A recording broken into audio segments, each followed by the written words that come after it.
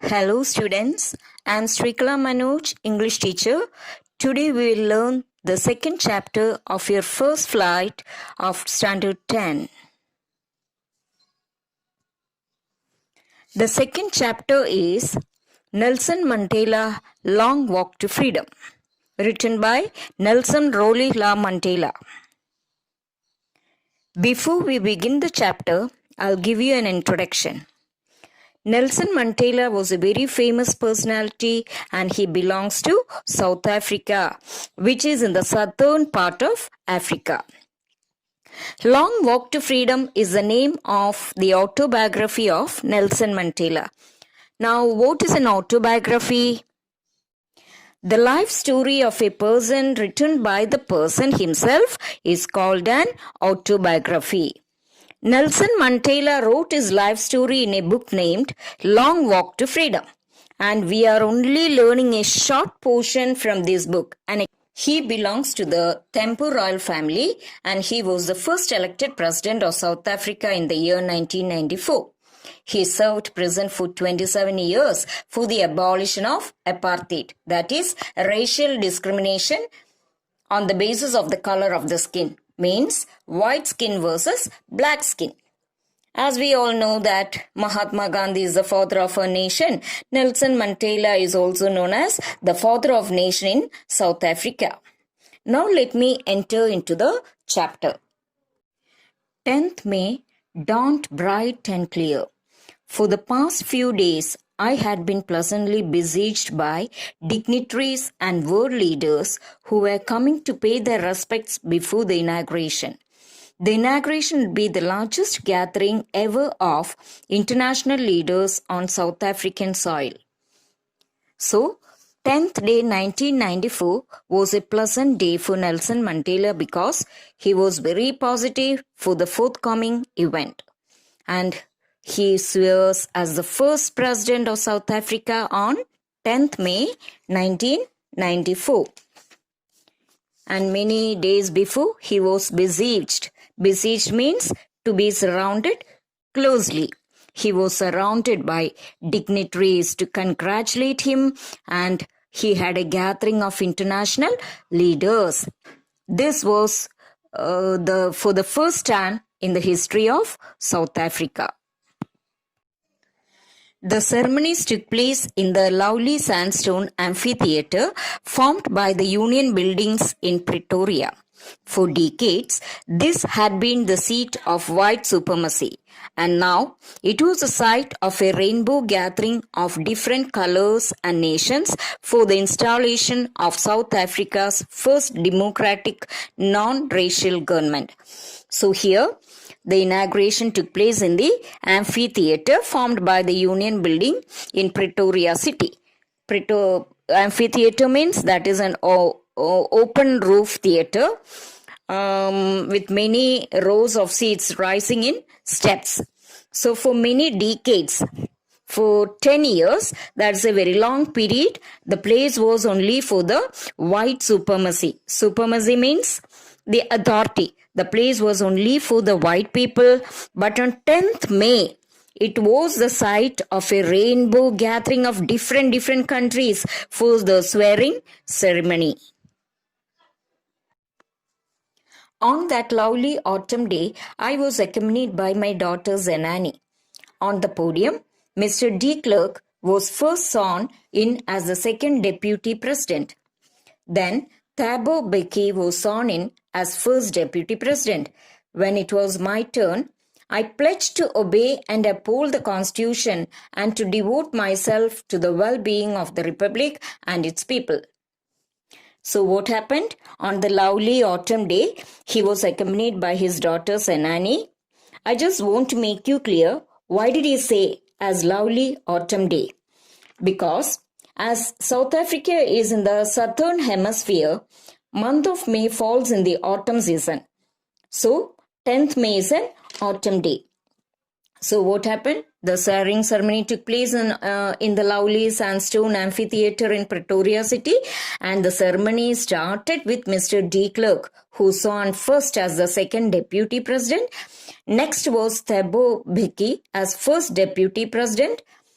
when his turn came, whose turn? Nelson Mandela's turn came, he also pledged. Pledged means he also promised that he will respect and obey the country's rule and will protect the law, and he will dedicate for the country.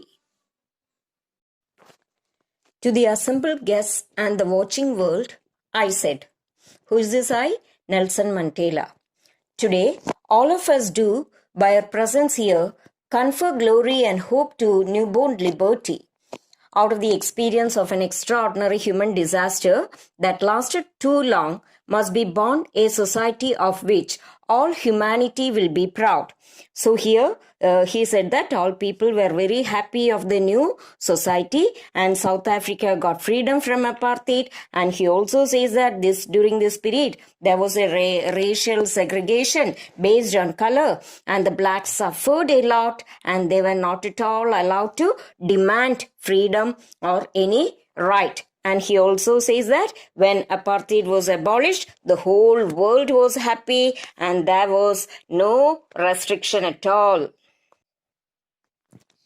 We who were outlaws not so long ago have today been given the rare privilege to be host to the nations of the world on our own soil. We thank all of our distinguished international guests for having come to take position with the people of our country of what is, and after all, a common victory for justice, for peace, for human dignity. Human dignity means human respect. We who were outlaws means because of its policy of apartheid, many countries had earlier broken off diplomatic relation with the South Africans. So here Nelson Mandela felt very privileged to welcome the international leaders at swearing ceremony, because not too long ago the South Africans were considered outlaws. He thus thanks all of them for having come to witness the historical ceremony, and this was a gesture of international recognition to a newly born democratic nation, and it could be considered as a common victory for justice, peace and human respect.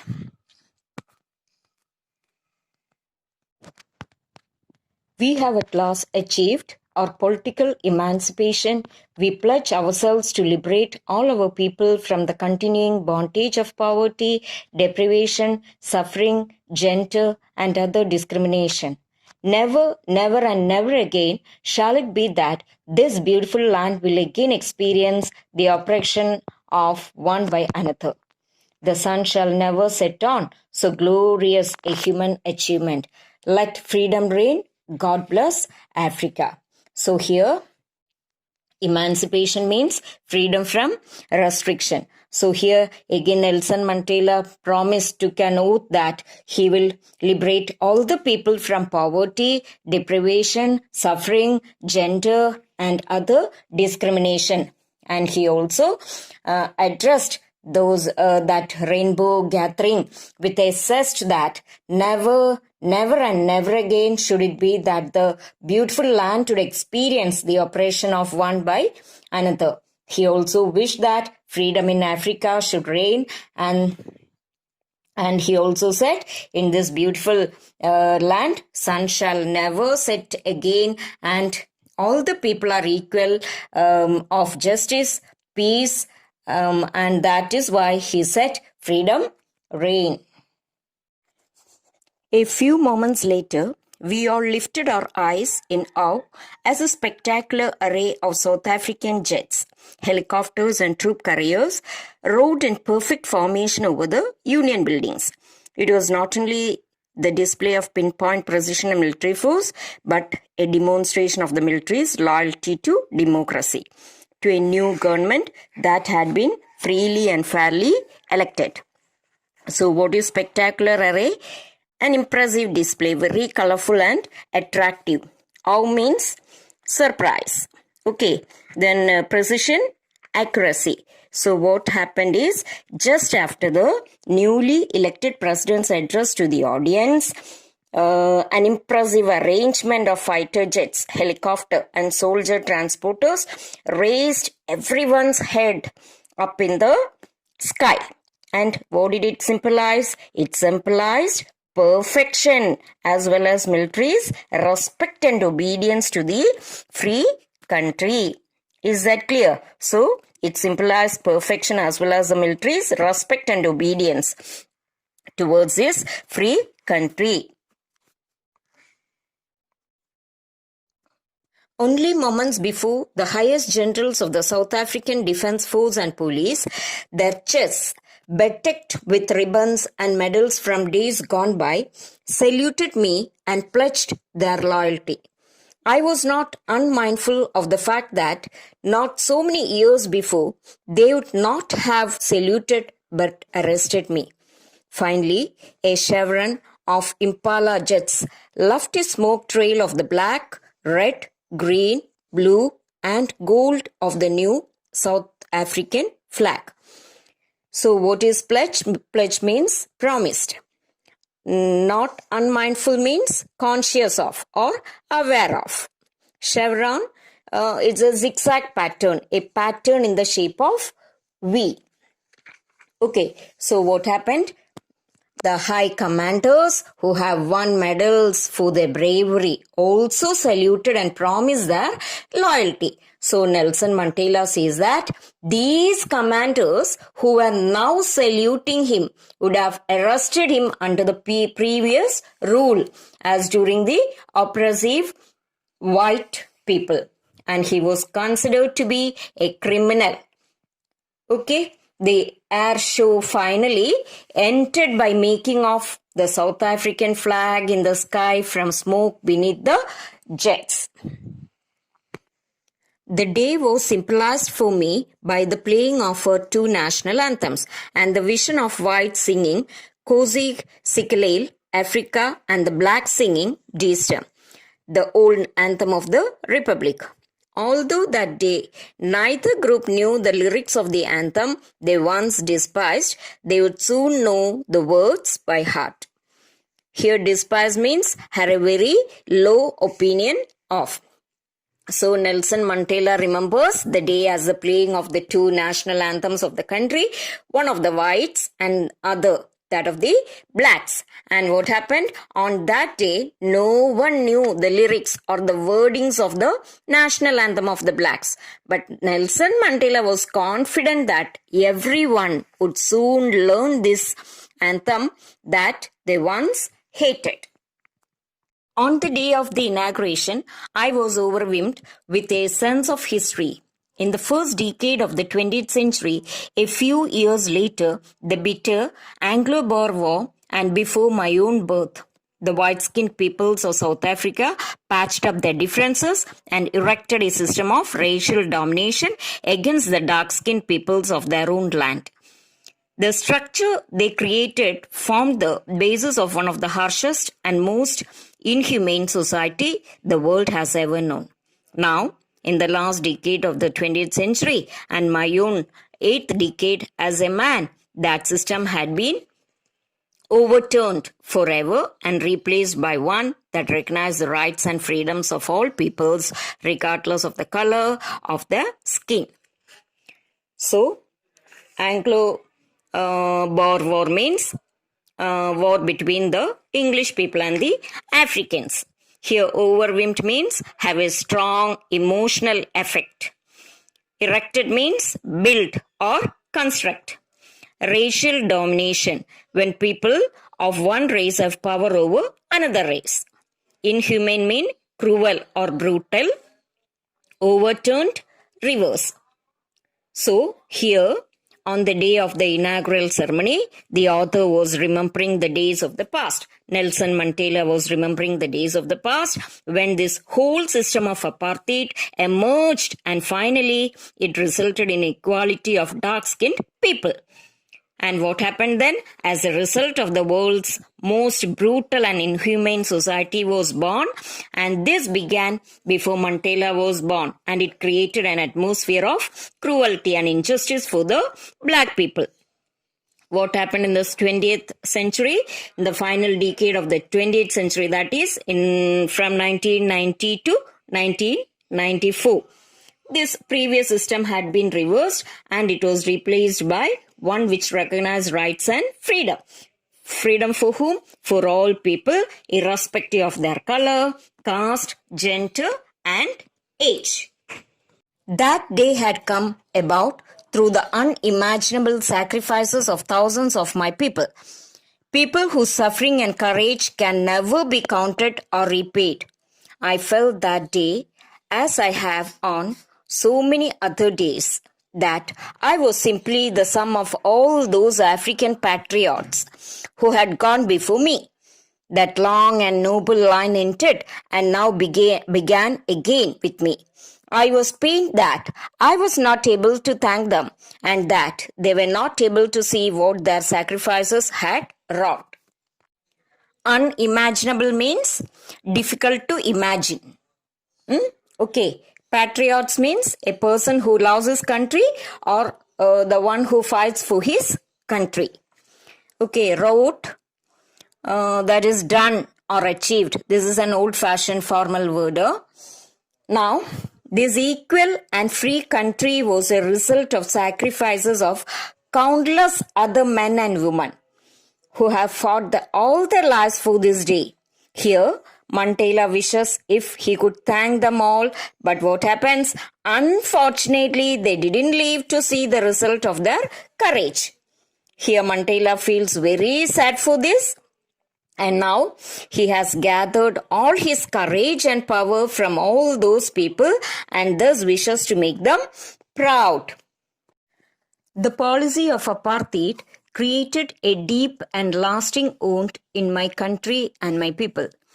All of us will spend many years, if not generations, recovering from that profound hurt. But the decades of oppression and brutality had another unintended effect, and that was that it produced the Oliver Thambos, the Walter Sislus, the Chief Luthlis, the Yusuf Dadus, the Bram Fishers, the Robert Subkes of our time. Men of such extraordinary courage, wisdom, and generosity that their like may never be known again. Perhaps it requires such depths of oppression to create such heights of character. My country is rich in the minerals and gems that lie beneath its soil. But I have always known that its greatest wealth is its people, finer and truer than the purest diamonds. So, here apartheid means a system of segregation on grounds of their race. Okay, Mandela says that the oppression system scared many people by giving a deep and lasting wound, and it will take a long time for them to move on. And he also says that this hard times had its negative impacts, but at the same time, it exposed a lot of strong and courageous men like Oliver Tambo, Walter Sisulu, Chief Luthuli, Yusuf Dadu, Bram Fisher, and Robert Subke, and who stood up and raised their voice. And thus it required that level of unjust treatment to produce such great heroes. Okay, Mandela also thinks that South Africa's real wealth is her people who are finer, truer than the purest diamonds. It is from these comrades in the struggle that I learned the meaning of courage. Time and again, I have seen men and women risk and give their lives for an idea. I have seen men stand up to attacks and torture without breaking, showing a strength and resilience that defies the imagination. I learned that courage was not the absence of fear, but the triumph over it. The brave man is not he who does not feel afraid, but he who conquers that fear. Here, comrades means a colleague or a fellow member of an organization. Resilience means the ability to deal with any kind of hardship and recover from its effects. Defeat means refuse to obey. Triumph, a great victory or achievement. So here, Nelson Mandela gained his strength to stand against the wrong from all the leaders and even the people who had fought for their country. He also learned that courage doesn't mean the absence of fear, but a victory over fear. And according to him, a brave man should never fear, but he should be able to conquer fear. Understood? No one is born hating another person because of the color of his skin or his background or his religion. People must learn to hate, and if they can learn to hate, they can be taught to love, for love comes more naturally to the human heart than its opposite. Even in the grimmest times in prison, when my comrades and I were pushed to our limits, I would see a glimmer of humanity in one of the guards, perhaps just for a second. But it was enough to reassure me and keep me going. Man's goodness is a flame that can be hidden but never extinguished. Here, grimmest means very serious or gloomy. Glimmer means shine faintly with a wavering light. Pushed to our limits means pushed to the last point in our ability to bear pain. Reassure, say or do something to remove the doubts. So here, Nelson Mandela says, one is not taught by its society to hate humans because of their skin, color, gender and religion, and no one is inborn with hatred. The author's idea is that if people can be taught hatred, they can also be taught to love and brotherhood. And in the most test times in prison, when they were being treated brutally, Mandela would see a pinch of humanity and kindness in one of the guards, and that was enough to keep him going. And he also believes that goodness in human beings can be suppressed but never eliminated. In life, every man has twin obligations. Obligations to his family, to his parents, to his wife and children, and he has an obligation to his people, his community, his country. In a civil and humane society, each man is able to fulfill those obligations according to his own inclinations and abilities. But in a country like South Africa, it was almost impossible for a man of my birth and color to fulfill both of those obligations. In South Africa, a man of color who attempted to live as a human being was punished and isolated. In South Africa, a man who tried to fulfill his duty to his people was inevitably ripped from his family and his home and was forced to live a life apart, a tulip existence of secrecy and rebellion. I did not, in the beginning, choose to place my people above my family. But in attempting to serve my people, I found that I was prevented from fulfilling my obligations as a son, a brother, a father, and a husband. Obligation, a duty or a commitment. Civil means courteous or polite. In this paragraph, Mandela says, according to Nelson Mandela, every human being has its own responsibility towards the family as well as the society. Generally, under normal circumstances, a person can maintain the balance between the two, but in countries like South Africa, it was never very easy. When a person of color would come up for his society, he would be arrested and taken away from his family, thus keeping them from fulfilling both responsibilities in the beginning. Mandela did not put his people over his family, but it was only later when he realized that in order to be there for his people, he was compromising his duties towards his own family. Born with a hunger to be free, I was born free, free to every way that I could know, free to run in the fields near my mother's hut, free to swim in the clear stream that ran through my village, free to mast maize unto the stars and ride the broad backs of slow-moving bulls.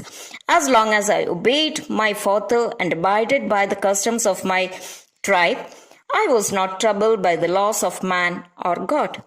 It was only when I began to learn that my boyhood freedom was an illusion when I discovered as a young man that my freedom had already been taken from me, that I began to hunker for it.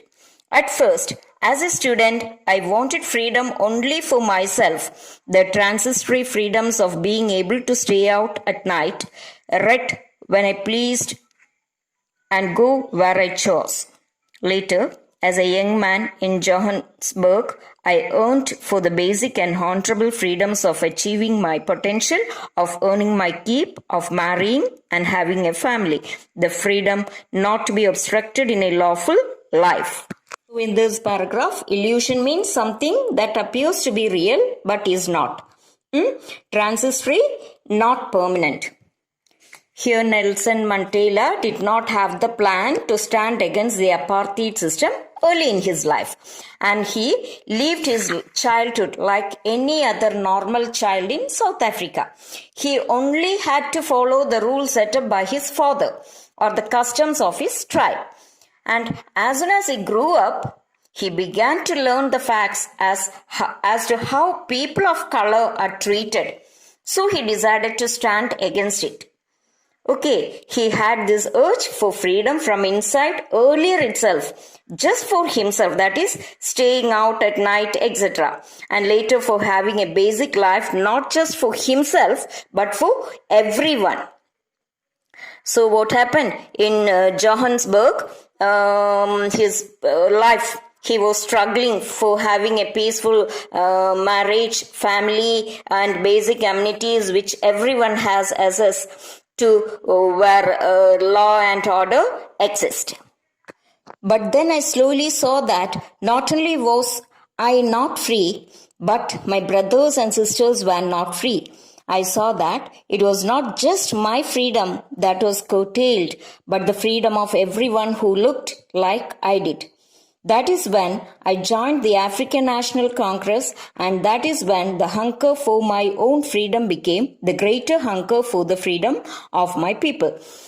It was this desire for the freedom of my people to live their lives with dignity and self-respect that animated my life, that transformed a frightened young man into a bold one, that drove a law-abiding attorney to become a criminal, that turned a family-loving husband into a man without a home, that forced a life-loving man to live like a monk. I am no more virtuous or self-sacrificing than the next man, but I found that I could not even enjoy the poor and limited freedoms I was allowed when I knew my people were not free. Freedom is indivisible. The chains on any one of my people were the chains of all of them. The chains on all of my people were the chains on me. Here, curtailed means reduced. Okay. Nelson Mandela joined the African National Congress, that is ANC. And when he realized it is not only him whose basic rights were snatched away, but of all those who looked like him, he had his fire inside him to free his people from the injustice. And it was this fire that changed the author completely as a man from being scared to brave, a lawyer to the one breaking the law, a family man to a man without a home, and a lively man into being a monk. Okay, and it was the knowledge that he and his people have restricted freedom that made him into a selfless man as opposed to before. And according to him, according to Nelson Mandela, freedom cannot be divided. Snatching it away from some was equivalent to taking it away from everyone, and that meant taking it away from the author. I knew that the oppressor must be liberated just as surely as the oppressed. A man who takes away another man's freedom is a prisoner of hatred. He is locked behind the bars of prejudice and narrow-mindedness. I am not truly free if I am taking away someone else's freedom, just as surely as I am not free when my freedom is taken from me. The oppressed and the oppressor alike are robbed of their humanity. Prejudice means a strong dislike without any good reason. Here, Nelson Mandela mentions that the need to free the oppressor is as high as that of the oppressed, because the oppressor is bounded by the shackles of hatred, and he has the weight of all the people who he has tormented, for he carries the curses of all of their families. For taking away someone else's freedom and making them a prisoner, he becomes a prisoner of biasness. Thus, he is robbed of his humanity and he needs to be freed. Now, let me conclude the chapter, Long Walk to Freedom, with the conclusion of Nelson Mandela. The brave man is not the one who does not feel afraid, but he is the one who conquers that fear. And Mandela said that every man has his duties towards his country as well as his community too. So this is the end of the chapter, children. Thank you all. Hope you have enjoyed the video. Dear children, if you have not subscribed, please do subscribe and share it. Thank you all.